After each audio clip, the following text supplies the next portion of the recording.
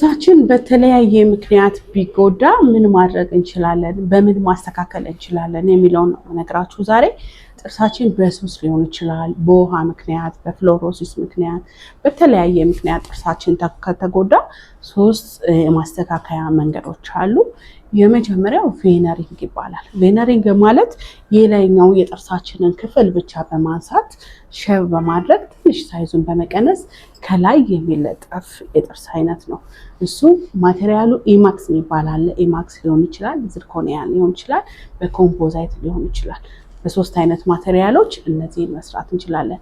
ኢማክስ እና ዝርኮኒያ የሚባሉት ማቴሪያሎች እነሱ ጥሩ ስትሬንግስ ጥንካሬ ያላቸው፣ ወደፊትም ደግሞ ከለራቸው ይቀይራል ተብሎ አይታሰብም። ከለራቸው አይቀይርም።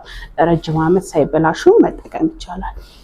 ኮምፖዛይት ቬነሪንግ ማለት ደግሞ ጥርስን የምንሞላበት የጥርስ ከለር ያለው የማቴሪያል አይነት ነው። የጥርስ ሕክምና ጥርስ ሲቦረቦር የምንሞላበት እሱ ኮምፖዛይት ይባላል።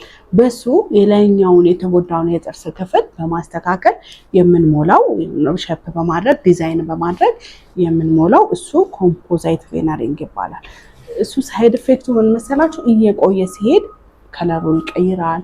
እንደዚህ መሰነጣጠቅ ክራክ ምናምን የማድረግ ባህሪ ስላለው ብዙ ጊዜ ለተወሰነ ጊዜ መጠቀም የምንፈልግ ከሆነ እንደ አማራጭ እሱን መውሰድ እንችላለን። ሁለተኛው ክራውን ይባላል። ክራውን ማለት ደግሞ ሙሉ ለሙሉ የጥርሳችንን ክፍል ማልበስ ማለት ነው። ይሄኛው ደግሞ ረጅም ጊዜ ሳትሳቀቁ ምግብ መብላት ትችላላችሁ። የፈለጋችሁትን ብትነጩ ብትበሉ ይወልቃል ብላችሁ አታስቡ።